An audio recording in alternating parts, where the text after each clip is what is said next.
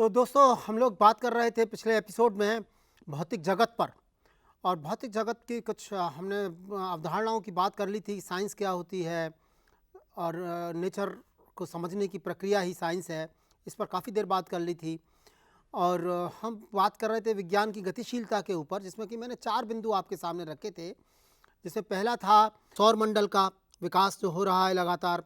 दूसरा था द्रव्यमान तथा ऊर्जा के साथ बीच में जो अंतर संबंध है उसके ऊपर था। तीसरा बिंदु जो कि हमें कंप्लीट करना था, तीसरा और चौथा प्रकाश का रेखीय और तरंगीय सिद्धांत। और उसके बाद में था परमाणु मॉडल।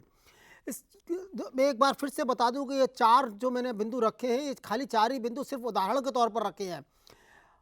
भौतिकी में या विज्ञान में आपको ऐसे असंख्य उदाहरण मिलेंगे, असंख्य, लगभग सभी चीज़ों पर उदाहरण मिलेंगे, क्योंकि हर चीज़ की अवधारणा पर समय के साथ साथ विकास होता आया है। कोई भी नियम बहुत दृढ़ नहीं है। आप किसी भी नियम को भौतिकी में या विज्ञान में उठाकर देखेंगे तो आप देखेंगे समय के हिसाब से और समय के साथ साथ उसमें बदलाव आते रहे हैं। खैर कोई बात नहीं, हम प्रकाश की बात करें, इसको आप बड़ी आसानी से पहचान लेंगे। अभी तक आप पढ़ते रहे हैं कि प्रकाश सीधी रेखा में चलता है और आपने हमेशा इसको सीधी रेखा में चलता हुआ देखा है, क्योंकि अभी तक जो भी आप रिफ्रैक्शन, अपवर्तन या रिफ्लेक्शन, परावर्तन पढ़ रहे थे, उनको प्रकाश को सीधी रेखा में मानकर करने में आपको आसानी हो रही थी और आप सारी अवधारणाओं को पूरा कर पा रहे थे। और सारी प्राकृतिक घटनाएं जो उस पर घट रही हैं, चाहे वो मरीचिका हो, चाहे वो ट्विंकलिंग ऑफ स्टार्स हो, चाहे वो एटमॉस्फेरिक रिफ्लेक्शन जैसी चीज़ें हों, चाहे वो सवेरे सवेरे सूरज का लाल दिखना, शाम को समय सूरज का लाल दिखना, या सवेरे के दोपहर के वक्त सूरज का सफ़ेद दिखना। हालांकि दिल्ली जैसे शहर में जहां इतना पर्यावरण ख़राब हो चुका है, ये अक्सर नहीं दिखता है, इतना प्रदूषण है, तो इस तरह की चीज़ें नहीं दिखती हैं। लेकिन फिर भी अगर आप दूर दराज के इलाके में जाएंगे, खासतौर से किसी द्वीप पर, तो आप बहुत आसानी से आप इन सब चीज़ों को देख पाएंगे। कोई बात नहीं। तो लेकिन इस जो सवाल यह है कि आपने प्रकाश को सीधी रेखा में चलता हुआ अभी तक जाना है, पर यह कोई आवश्यक नहीं है। ये देखा गया है कि प्रकाश जब सीधी रेखा में चलता है, जब वायुमंडल में चलता है, तो प्रकाश जब सीधा तो चल रहा है, लेकिन वो धीरे धीरे धीरे धीरे फैलता है। आपने देखा होगा टॉर्च की रोशनी फैलती है। वो तो खैर एक उसके रीज़न और भी है, क्योंकि उसके पीछे जो रिफ्लेक्टर लगा हुआ होता है, उसकी भी प्रकृति ये होती है कि टॉर्च की रोशनी को फैलाए और जिससे कि आप दूर काफ़ी बड़े क्षेत्र में देख सकें। आपने लेज़र बीम को देखा होगा, जो टॉय लेज़र जो आजकल बच्चे खेलते हैं जिनसे, जो उसकी कीमत बहुत कम होती है, 50 रुपये से कम होती है, और उनको भी देखा होगा। अगर आप उसको देखें और उसको क्लिक ऑन करें तो पास की जगह पर उसका छोटा बिंदु बनता है, दूर की जगह पर थोड़ा बड़ा बिंदु बनता है। हालांकि ये भी लेज़र की एक अपनी प्रकृति है, लेकिन उसके अलावा भी एक और वो सोर्स की एक अपनी प्रकृति है, जिसकी वजह से उसमें एक ये फैलाव आता है। लेकिन इसके अलावा भी माध्यम का भी एक असर होता है, और माध्यम में डिफ्रैक्शन पैदा होता है, जिससे कि हम जिसकी वजह से कि रेज डाइवर्ज होने लगती हैं, फैलने लगती हैं। हालांकि ये खाली डाइवर्ज ही होता हो ऐसा ज़रूरी नहीं है, वो संकुचित भी होता है, कन्वर्जेंस भी होती है। अगर किसी लाइट रे को अगर हम प्लाज्मा में भेजें तो वहाँ पर फोकसिंग भी होती है, सेल्फ फोकसिंग जिसे कहते हैं, प्लाज्मास की सेल्फ फोकसिंग। तो इसके आगे चल के हम अगले साल जब प्रकाशिकी के ऊपर चैप्टर पढ़ेंगे, तब आप देखेंगे कि रिफ्रैक्टिव इंडेक्स किस तरह से बदलते हैं। नेगेटिव रिफ्रैक्टिव इंडेक्स भी होते हैं, पॉजिटिव रिफ्रैक्टिव इंडेक्स भी होते हैं। अपवर्तनांक की वैल्यू 1 से ज़्यादा भी होती है, 1 से कम भी होती है। वायु की अपवर्तनांक 1 है, जो कि निर्वात का भी अपवर्तनांक 1 ही है, लेकिन ऐसे भी बहुत सारे पदार्थ हैं जिनमें कि अपवर्तनांक अलग हैं। और ये जो सब सूचनाएं हैं, ये जो सूचना मैं बता रहा हूँ, ये समय के हिसाब से विकसित हुई हैं। हमेशा से इस तरह की सूचनाएं नहीं थी हमारे पास। धीरे धीरे हम लोगों ने इसको सोचों को बदलते हुए देखा है। पहले 12वीं शताब्दी में कणीय सिद्धांत था प्रकाश के लिए। प्रकाश के कणों को कण मानते थे। उसके बाद जो कि कर्पस्कुलर थ्योरी कहते हैं, न्यूटन्स कर्पस्कुलर थ्योरी। उसके बाद में रे थ्योरी आई, उसके बाद वेव थ्योरी आई। और लेकिन अभी बहुत सारी चीज़ें, जैसे कि फोटो इलेक्ट्रिक इफेक्ट, प्रकाश वैद्युत किरण, फोटो इलेक्ट्रिक प्रकाश वैद्युत प्रभाव, कॉम्पटन स्कैटरिंग, कॉम्पटन प्रकीर्णन, और पेयर प्रोडक्शन, द्वय उत्पादन, इस तरह की परिघटनाएं नेचर में देखी गई। और हमने ये पाया कि पार्टिकल की रे को या प्रकाश को अगर हम खाली तरंग या किरण की तरह से देखें तो ये परिघटनाओं का विकास और उनको हम विवेचना नहीं कर पाते हैं। तब डी ब्रॉय नाम के एक साइंटिस्ट, जिसको डी ब्रॉगली के नाम से आप पढ़ेंगे, केमिस्ट्री में भी पढ़ा होगा। डी ब्रॉगली एक वैज्ञानिक हुए, महान वैज्ञानिक हुए, और उन्होंने ये अवधारणा दी कि प्रकाश की प्रकृति बेसिकली डुअल है, द्वय है। कभी वो प्रकार कण की तरह से कार्य करता है और कभी वो तरंग की तरह से कार्य करता है।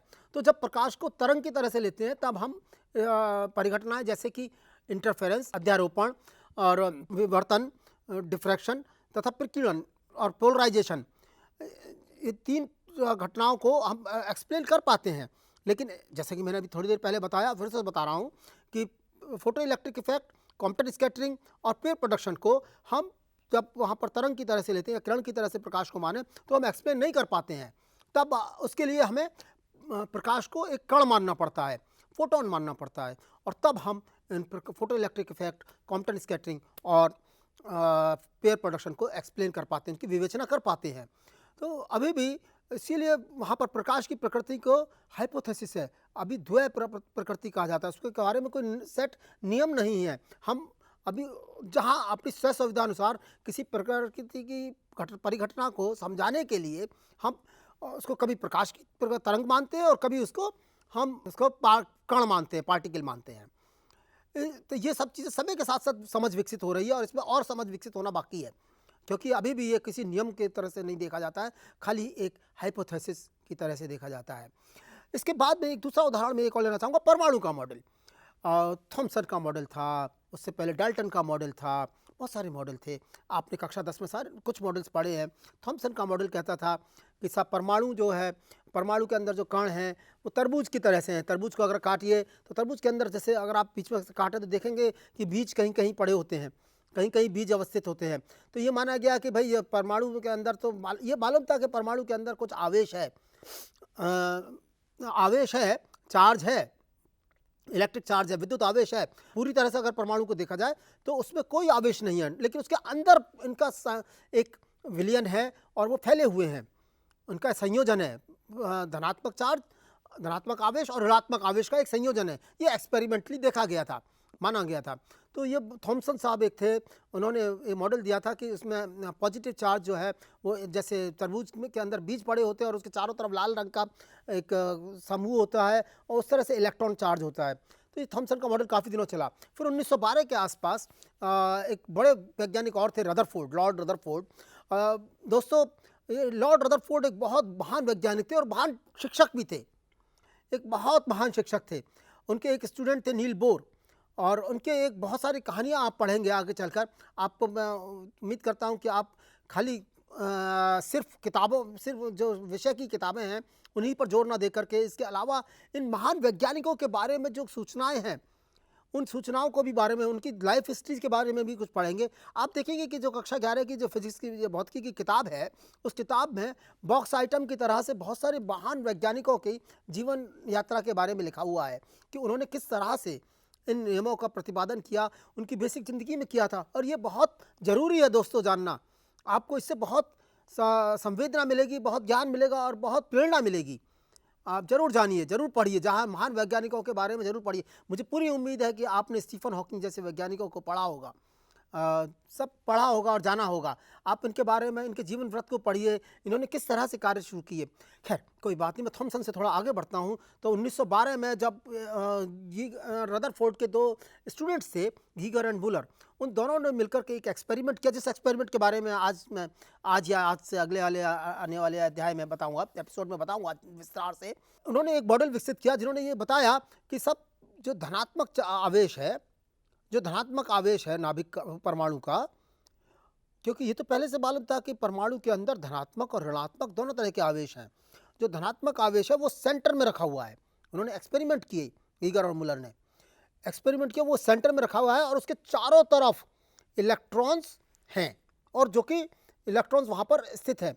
लेकिन साथ साथ आप ध्यान दीजिए कि उस समय कूलाम का नियम था, कूलाम का नियम था, और कूलाम का नियम ये कहता था कि भाई अगर पॉजिटिव चार्ज, अगर धनात्मक आवेश परमाणु के बीच में रखा हुआ है और इलेक्ट्रॉन उसके बाहर है, तो कूलाम बल के द्वारा जो दो आवेशों के बीच में जो बल लगता है, तो वो जो इलेक्ट्रॉन है वो नाभिक का हिस्सा बन जाना चाहिए, नाभिक की तरफ आ जाना चाहिए, बिल्कुल उसमें गिर जाना चाहिए। तो इसका मतलब जो टोटल आवेश है वो जीरो हो जाना चाहिए। लेकिन उनका जो एक्सपेरिमेंट था वो इतना पावरफुल एक्सपेरिमेंट था कि जो कि साफ साफ बता रहा था कि जो परमाणु का लगभग पूरा का पूरा द्रव्यमान लगभग पूरा का पूरा द्रव्यमान जिसे नाभिक कहा गया, वो पूरे परमाणु के बीच में स्थित है और परमाणु के अंदर बहुत सारी जगह बिल्कुल खाली है, बहुत सारी जगह बिल्कुल खाली है। इस खाली जगह के बहुत सारे उपयोग है, बहुत सारी अवधारणाएं हैं, ब्लैक होल्स वगैरह सब उसमें आते हैं, लेकिन मैं उन सब की बात यहाँ पर नहीं अभी नहीं करूँगा। आगे आने वाले अध्यायों में या आगे आने वाली कक्षाओं में आप पढ़ेंगे, कोई बात नहीं। तो ये जो जहाँ पर बीच में नाभिक है, ये एक्सपेरिमेंट प्रयोग, देखिए प्रयोग जान है संत विज्ञान की। बिना प्रयोग के आप कुछ नहीं कर सकते, बिना कोई भी अवधारणा आप बनाए उसको प्रयोग की कसौटी पर खरा उतरना बहुत आवश्यक है, बिल्कुल जरूरी है। बिना प्रयोग के कोई चीज आगे नहीं बढ़ेगी। आपको ध्यान होगा पिछले एपिसोड में जब मैं बात कर रहा था द्रव्यमान तथा ऊर्जा के आपस में संबंध की, और उसमें मैंने जिक्र किया था गॉट पार्टिकल का, तो वो प्रयोग की बात कर रहा था। और जब तक वो प्रयोग सफल नहीं होगा तब तक हम उस स्टैंडर्ड मॉडल को पूरी तरह से विश्वास नहीं कर सकते हैं। कोई बात नहीं। तो इसी तरह से परमाणु के मॉडल में जब गीजर बुलर का, और जिसको रदरफोर्ड एक्सपेरिमेंट कहते हैं, जब ये एक्सपेरिमेंट किया गया तो मालूम पड़ा कि पूरा का पूरा द्रव्यमान, जिसको कि आगे चलकर हमने धनात्मक आवेश का चार्ज कहा। दोस्तों एक बात ध्यान रखना, ये जो हम कहते हैं नाभिक का जो आवेश है वो पूरी तरह से धनात्मक है, वो हमारे द्वारा बनाया हुआ है। हमने उस चार्ज को धनात्मक कहा है, और बाहर जो चार्ज है जिसको कि इलेक्ट्रॉनिक चार्ज कहते हैं वो ऋणात्मक चार्ज है, ऋणात्मक आवेश है, वो भी हमने कहा है। कोई धरती नहीं गिरने वाली अगर हम इसको उल्टा कर दें। लेकिन एक कन्वेंशन है, दुनिया की एक कन्वेंशन है कि हमने ये माना कि जो भारी चार्ज है, जो भारी पार्टिकल है, जो नाभिक के अंदर भारी कण है, उनको हम धनात्मक, नाभिक को धनात्मक माना है, और सारा धनात्मक आवेश जितना भी है उसके साथ बिना धनात्मक आवेश का भी है, बिना किसी चार्ज का अनावश्यक चार्ज पार्टिकल्स भी वहाँ पर न्यूक्लियस में है, नाभिक में है। लेकिन सारे के सारे पार्टिकल्स को जो नाभिक के अंदर धनात्मक जो आवेशित कण है उनको हमने धनात्मक कहा है। ये हमारी सोच है, हमने बनाया है, हमारी एक कन्वेंशन है, पूरे दुनिया के लोगों ने उस कन्वेंशन को मान लिया है। तो इसी क्रम में, लेकिन अगर कूलम का नियम था, मैं कूलम पर आ रहा था, कूलम का नियम ये कहता था कि अगर इलेक्ट्रॉन उसके बाहर कहीं रखा हुआ है और धनात्मक चार्ज यहाँ पर बीच में रखा हुआ है, तो वो कूलम के नियम के हिसाब से उस बल को, जो कि आपने पढ़ा है कूलम का नियम, इसको खट से इसके अंदर गिर जाना चाहिए था और सारा आवेश खत्म हो जाना चाहिए था। लेकिन ऐसा नहीं है। तब यह अवधारणा आई, क्योंकि साथ साथ उस समय मैकेनिक्स, न्यूटन की मैकेनिक्स काफ़ी डेवलप हो चुकी थी। आप देख रहे हैं कि सारे के सारे संबंध प्रकृति के देख रहे हैं, फिजिक्स के नियमों की किस तरह से हम प्रकृति बना रहे हैं। कि मैं परमाणु की बात कर रहा हूं तो उसमें इलेक्ट्रोस्टैटिक्स आ गई पहले, अब साथ में मैकेनिक्स आ रही है, यांत्रिकी आ रही है। किसी वस्तु पर लगा हुआ बल उसकी गति की अवस्था को बताता है, लगा हुआ कुल बल। तो उन्होंने बताया, वहाँ यांत्रिकी के नियमों से यहाँ पर प्रतिपादन हुआ कि अगर इलेक्ट्रॉन उसके चारों तरफ घूम रहा हो तो एक अपकेंद्रीय बल, या जिसे सेंट्रीपिटल फोर्स कहते हैं, एक दूसरा सेंट्रीपिटल फोर्स कार्य करेगा, और वो सेंट्रीपिटल फोर्स उस कूलम के फोर्स के विपरीत दिशा में कार्य करेगा। अभी दोनों बल बराबर होंगे और दोनों एक दूसरे के विपरीत दिशा में होंगे तो बिल्कुल बराबर हो जाएगा। तो इससे क्या फायदा हुआ, इस अवधारणा से, इस अवधारणा को बनाने से ये फायदा हुआ दोस्तों कि इलेक्ट्रॉन वहां पर घूमता रहेगा और इलेक्ट्रॉन नाभिक में आकर के नहीं गिरेगा। समझ रहे हैं इसको, इस इशू को किस तरह से समावेशन हो रहा है दूसरे सिद्धांतों का एक सिद्धांत को बनाने में, परमाणु को समझने में, किस तरह से जो दूसरे भौतिक और विज्ञान में जो दूसरे सिद्धांत बन चुके हैं उनको वो वहां पर मदद कर रहे हैं। अब जैसे ये सोचा गया ठीक है साहब, ये चला थोड़े दिनों, लेकिन उससे पहले ही 18वीं शताब्दी में दूसरे एम्पियर, फेराडे, लेंज, ये वैज्ञानिक हुए थे। इन वैज्ञानिकों ने मिलकर एक सिद्धांत प्रतिपादित किया, अपने आवेश साथ साथ कुछ संबंध बनाए थे, आवेश और चुंबकत्व को मिला करके इलेक्ट्रोमैग्नेटिज्म, जिसे कि विद्युत चुंबकत्व कहते हैं, उसके कुछ नियम प्रतिपादित किए थे, जो कि सारे के सारे जो नियम थे वो प्रयोगों की कसौटी पर खड़े उतर रहे थे। और उन सबको मिलाकर के एक वैज्ञानिक हुए थे, उन मैक्सवेल ने उन सबको मिलाकर के बताया था कि प्रकाश की तरंगें एक इलेक्ट्रोमैग्नेटिक किरणें हैं, विद्युत चुंबकीय तरंगें हैं, वो कुछ और नहीं है। खैर, उस सबसे वहाँ पर उसी के साथ साथ मैक्सवेल ने जब इस सब की विवेचना की थी, इन सारे नियमों को जोड़ा था, इन सब नियमों को जोड़ने के बाद में जब अपनी इक्वेशन से की थी, तब उसमें यह भी एक प्रतिपादन किया था कि अगर कोई चार्ज आवेश कोई गति कर रहा है, अगर कोई आवेश गति कर रहा है तो उसकी ऊर्जा धीरे धीरे क्षय होगी, और जो ऊर्जा धीरे धीरे क्षय होगी, ये जो या डिक्रीज होगी, डिके होगा, उस डिक्रीज के साथ साथ वहाँ से कुछ इलेक्ट्रोमैग्नेटिक विद्युत चुंबकीय तरंगों का उत्पन्न होंगी। जब भी कोई चार्ज गति कर रहा है तो विद्युत चुंबक, जिसे कि हम इलेक्ट्रोमैग्नेटिक रेडिएशंस कहते हैं, ओके। तो जब रेडिएशन प्रेशर हो, रेडिएशन आएगा, तो इसका मतलब धीरे धीरे धीरे धीरे उन जो घूम रहा इलेक्ट्रॉन घूम रहा है चारों तरफ, उसकी ऊर्जा में क्षय होगा।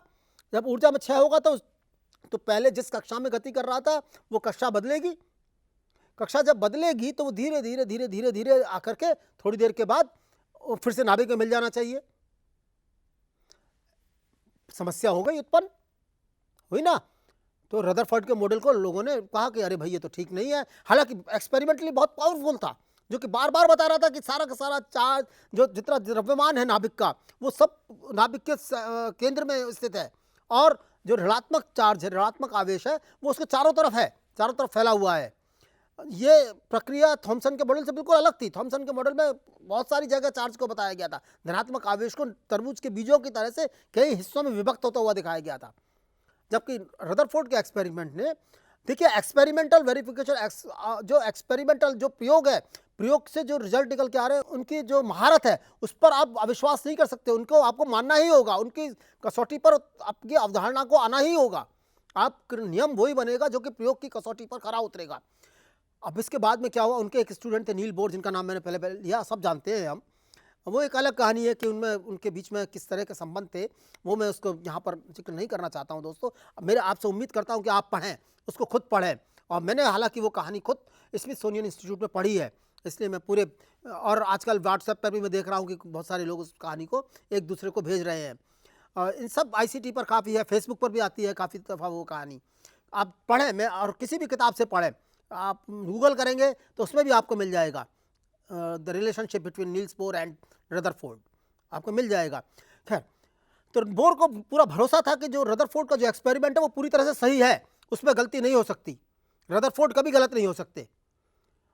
आप देख रहे हैं कि स्टूडेंट टीचर रिलेशनशिप। तो उसके बाद में नील्स बोर ने सन 1922 में कुछ अपने रदरफोर्ड के एक्सपेरिमेंट को सत्यापित दिखाने के लिए कुछ अवधारणाएं दी, कुछ पॉस्टुलेट्स दिए, कुछ में पॉस्टुलेट्स दिया। वो पॉस्टुलेट्स, बोर्स पॉस्टुलेट आप जानते हैं, 3 पॉस्टुलेट्स हैं, जिसमें कि ये कहा गया कि साहब ये बात इलेक्ट्रोमैग्नेटिज्म की, ये बात तो बिल्कुल सही है कि जो चार्ज अगर गति में होगा, एक्सीलरेटेड होगा, तो उस जो एक्सीलरेटेड चार्ज हो, त्वरित चार्ज होगा, अगर घूम रहा है तो उसमें त्वरण हो गई होगा। आप जानते हैं कि सेंट्रीपिटल फोर्स हो गई होगा, आपने पढ़ा है इसको। सेंट्रीपिटल फोर्स हो गई, सेंट्रीपिटल फोर्स है तो इसका मतलब वहाँ पर कोई त्वरण है तो कोई भी त्वरण त्वरित चार्ज होगा, एक्सीलरेटेड चार्ज होगा, तो उससे रेडिएशन रिएक्शन होगा, रेडिएशन निकलेंगे। अगर रेडिएशन निकलेंगे तो उसकी एनर्जी कम होगी।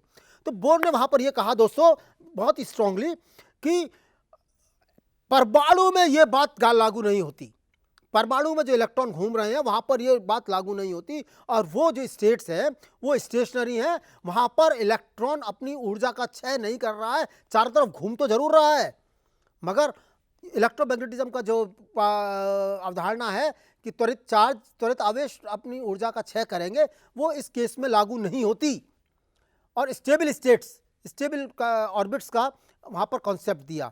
और फिर उसके बाद में दूसरी कॉन्सेप्ट थी जिससे कि खूब सारी क्वांटम मैकेनिक्स निकली। इस क्वांटम मैकेनिक्स के बाद में जस्ट मैं थोड़ी देर में बात करने वाला हूँ। तो आप प्रकृति देखिए विज्ञान की, विज्ञान के नियमों की प्रकृति को समझने की कोशिश कीजिए। देखिए सब वैसे किताब में सबसे आखिर में है विज्ञान के नियमों की प्रकृति, लेकिन मैं टॉपिक के साथ साथ हर जगह एम्बाइब करने की कोशिश कर रहा हूँ उस पॉइंट को, और जिससे कि आप हर पॉइंट पर समझ सकें। जब हम किताब लिखते हैं तो किताब लिखने में एक प्रवाह दूसरी तरह का होता है, और जब मैं आपसे बात कर रहा हूँ, आपके साथ साथ एक दोस्ती नुमा माहौल में बात कर रहा हूँ, तब एक प्रकृति दूसरी तरह की होगी। तो जो बात की जो इशू है मैं उनको इम्बाइब करने की कोशिश कर रहा हूँ हर जगह पर, जहाँ जहाँ पर भी वो लागू होती हैं। तो देखिए इस तरह के बहुत सारे एग्जाम्पल्स मिलेंगे। अब मैं सीधा विज्ञान से भौतिकी पर आना चाहता हूँ, बिल्कुल जिससे कि आप कहेंगे कि साहब विज्ञान लिया हुआ है आपने, भौतिकी का सब्जेक्ट है, भौतिकी की कक्षा है, भौतिकी की बात कर नहीं रहे हैं। देखिए दोस्तों, भौतिकी जैसे रसायन विज्ञान है, उसी तरह से भौतिक विज्ञान या भौतिकी भी एक नेचुरल साइंस है, प्राकृतिक विज्ञान है। कि पर्पज या देखिए natural science is the study of nature and understanding the laws of nature, the patterns of nature. मतलब प्रकृति किस तरह से कार्य करती है उसको समझने का प्रयास ही विज्ञान है। भौतिक में क्या है कि जो भौतिक वस्तुएं हैं, रासायनिक नहीं, भौतिकी। और देखिए ये जो सब क्लासिफिकेशन है ना, ये जो वर्गीकरण है, ये मैन मेड है, जिसने कि हम लोग उन परिघटनाओं को आसानी से अलग अलग करके समझ सकें। देखिए नेचर तो एक है, साइंस एक है, उसमें हमने एक विज्ञान अलग, भौतिकी अलग की, विज्ञान रसायनिक अलग की, और बायोलॉजी जीव विज्ञान अलग किया। इस तरह से और भी कई सारे विज्ञान हैं, बहुत सारे विज्ञान हैं, एंथ्रोपोलॉजी है, सोशल साइंसेज हैं, बहुत सारी साइंसेज हैं। तो उन सबको अलग किया, उन सबको हमने अलग किया, उन सब। तो देखिए ये एक बहुत बड़ी प्रक्रिया हो रही है। देखिए आप डिड्यूस कर रहे हैं, एक बड़ी प्रॉब्लम को छोटी छोटी प्रॉब्लम में तोड़ रहे हैं। रिडक्शनलिज्म कहलाता है ये रिडक्शनलिज्म कहलाता है। इसके बारे में हम अभी और चर्चा करेंगे, लेकिन आप इसको भाव ले पा रहे होंगे। मैं उम्मीद करता हूं कि आप पूरी तरह से भाव ले पा रहे होंगे कि किस तरह से हम किसी बड़ी प्रॉब्लम को समझने का प्रयास कर रहे हैं। बड़ी प्रॉब्लम को हम छोटे छोटे हिस्सों में तोड़ रहे हैं। तो इसी तरह से हमने एक बड़ी नेचर की प्रॉब्लम को समझने के लिए कई सारे हिस्सों में तोड़ा। भौतिकी, रसायनिक, जीव विज्ञान, मानव विज्ञान, इस तरह के बहुत सारे विज्ञान बनाए। और तो भौतिक विज्ञान से हम चर्चा करेंगे यहाँ पर। भौतिक विज्ञान में प्राकृतिक घटना है, और ये शब्द जो फिजिक्स है, जिसकी कि हिंदी भौतिक विज्ञान है, वो एक ग्रीक शब्द है जिसका कि अर्थ है प्रकृति, प्रकृति। और संस्कृत में भी भौतिकी जो शब्द है वो भौतिक जगत के अध्ययन से संबंधित है।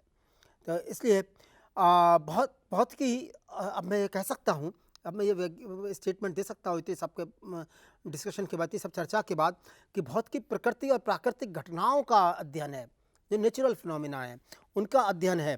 प्रकृति के मूलभूत, यहाँ मैं भौतिकी की एक परिभाषा देना चाहूँ तो कुछ इस तरह से दूंगा कि प्रकृति के मूलभूत नियमों का अध्ययन तथा विभिन्न प्राकृतिक परिघटनाओं में इनकी अभिव्यक्ति ही भौतिकी कहलाती है या भौतिकी होती है। अब भौतिकी के दो प्रमुख विचार, जिसमें मैंने अभी अभी बात की रिडक्शनलिज्म की, जिसका कि न्यूनीकरण कहते हैं, हिंदी में इसका शब्द है न्यूनीकरण। इसके दो बड़े बड़े विचार हैं। एक तो है किस तरह से हम आगे बढ़ें, किस तरह से हम समझ को विकसित करें, किस तरह से प्राकृतिक परिघटनाओं को हम समझें। उसके दो विचार हैं, नंबर एक एकीकरण, नंबर दो न्यूनीकरण। एकीकरण मतलब एडिशन, और दूसरा है न्यूनीकरण मतलब रिडक्शनलिज्म। तो इस न्यूनीकरण में मैं आपको उदाहरण देता हूँ। अब मैं बहुत सारी बातें कर चुका हूँ, अब मैं सीधा पॉइंट पर आता हूँ।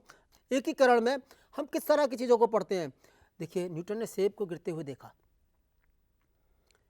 किसी और व्यक्ति ने किसी और वस्तु को देखा, गैलीलियो ने पृथ्वी को देखा और उसके चारों तरफ ग्रहों को की गतियों को चलते हुए देखा। उन सब चीज़ों को सार्वत्रिक करते हुए न्यूटन ने सेब वस्तुओं के गिरने की प्रक्रिया को समझते हुए वहाँ पर अपना एक ग्रेविटेशनल लॉ दिया, F, जिसको कि हम F = कैपिटल जी एक कांस्टेंट है, m1 m2 by r square, अर्थ जिसमें m1 m2 दो वस्तुएं हैं, दो वस्तुओं के द्रव्यमान है, और डिवाइडेड बाय r उनके बीच की दूरी है, और कैपिटल जी एक सार्वत्रिक नियंत्रक है। दोस्तों, आप एक बात का ध्यान रखें, बड़ी इंटरेस्टिंग चीज़ है यहाँ पर, बहुत ही मज़ेदार चीज़ है कि इस दुनिया में जितने भी नेतांकों को हम जानते हैं, उनमें सबसे ज़्यादा जो कांस्टेंट, जिसकी सबसे ज़्यादा वैलिडिटी है, वो इस कैपिटल जी की ही है। कि कहीं पर भी आप चले जाएं, चाहे आप चंद्रमा पर हों, चाहे आप किसी भी, आज के नॉलेज के हिसाब से, आज के ज्ञान के आधार पर मैं इस स्टेटमेंट को दे रहा हूँ, इस वाक्य को कह रहा हूँ कि आप दुनिया में कहीं चले जाए, दुनिया में क्या, पूरे विश्व में, पूरे सौर मंडल में कहीं पर भी हों, इस कैपिटल जी का मान वही रहेगा, 6.67 × 10⁻³ न्यूटन पर मीटर स्क्वायर। तो यही मान रहेगा, वही एक सार्वत्रिक नियम है, वही एक सार्वत्रिक नियतांक है। तो इस तरह छोटी छोटी चीज़ों के ऑब्जर्वेशंस देखते हुए न्यूटन ने इसका गुरुत्व का एक सार्वत्रिक नियम बनाया, जिसको ये एक एकीकरण की प्रक्रिया है। और वही नियम हमने देखा कि सारे ग्रहों के बीच की गतियों को भी देखते हुए पर भी गवर्न करता है। तो देखिए, नियम बनाया हमने छोटी सी चीज़ पर, एक सेब गिरा, और उसका विस्तार किया हमने पूरे ब्रह्मांड में, सारे ब्रह्मांड में किस तरह से ग्रह चल रहे हैं, किस तरह से उपग्रह चल रहे हैं, किस तरह से वस्तुएं आपस में व्यवहार कर रही हैं, किस तरह से सारी चीज़ें संतुलन में हैं। तो देख रहे हैं आप, एक छोटी सी चीज़ से, एक छोटी सी ऑब्जर्वेशन से हमने बड़ी ऑब्जर्वेशन की ओर गए। तो ये एक एकीकरण की प्रक्रिया है, ये एडिशन की प्रक्रिया, ये एक एकीकरण की प्रक्रिया है। इस प्रक्रिया को हम एडिशनलिज्म या एकीकरण कहेंगे। हम एकीकरण की बात कर रहे हैं, तो आपने देखा कि किस तरह से छोटी छोटी चीज़ों को ध्यान में रखते हुए न्यूटन ने छोटी छोटी, जैसे सेब गिर रहा है या कोई और वस्तु गिर रही है नीचे की तरफ, सारी वस्तुएं नीचे की तरफ गिर रही हैं, धरती की ओर गिर रही हैं। धरती का द्रव्यमान बहुत ज़्यादा है, धरती का द्रव्यमान वस्तु की द्रव्यमान की तुलना में कई लाख गुना है, काफ़ी ज़्यादा है। और उस द्रव्यमान 10⁻31 kg रफली इतना है, तो काफ़ी ज़्यादा है। और लाखों लाखों लाखों लाखों लाखों गुना है। तो इतने द्रव्यमान की और सब सारी चीज़ें गिर रही है, तो धरती, न्यूटन का पहला नियम था, यांत्रिकी का पहला नियम था इनर्शिया वाला, जड़त्व का नियम था पहले से ही। तो जड़त्व के नियम को जोड़ते हुए उन्होंने आगे बढ़ाया इसको और देखा कि चूंकि धरती का द्रव्यमान बहुत ज़्यादा है, तो इसलिए उसमें जो मोशन होगा, उसमें जो गति होगी बल के कारण, वो बहुत कम होगी और हम देख ही नहीं पाएंगे, उसको डिटेक्ट ही नहीं कर पाएंगे। सिमिलरली तो इसी नियम को उन्होंने खाली धरती पर होने वाली घटनाओं के साथ ही नहीं, बल्कि सारे ग्रहों में होने वाली घटनाओं के साथ जोड़ा और ये पाया कि ये नियम F is equal to G into M1 M2/r², सभी तरह के ब्रह्मांड, सभी तरह के पिंडों पर गवर्न करता है। तो आप देख रहे हैं कि एक छोटी सी वस्तु से चलकर और एक बड़ी सी चीज पर, एक बड़े ब्रह्मांड पर, बड़े स्तर पर भी वो नियम कार्य कर रहा है। तो ये नियमों की एक एकीकरण की संरचना है। सिमिलरली यांत्रिकी के और भी जो नियम है, चाहे वो रोटेशन से हो, मतलब घूर्णन गति के हो, चाहे वो उनकी प्रॉपर्टीज के बारे में हो कि properties of the material in bulk, मतलब प्रॉपर्टीज उनके वस्तुएं किस तरह से व्यवहार करती हैं, वस्तुओं पर अगर हम कोई बल लगाते हैं तो वो किस तरह से व्यवहार करती हैं, उन सब के नियम हो। सिमिलरली इलेक्ट्रोमैग्नेटिज्म के नियम जो हैं, जैसे कूलॉम का नियम था, ये देखा गया कि चार्ज कहीं पर भी हो, किसी भी जगह पर हो, तो उसमें जो वहाँ पर जो बल की गणना है, परिकलन है, वो उसी सूत्र के साथ कहीं पर भी की जा सकती है, कभी भी की जा सकती है।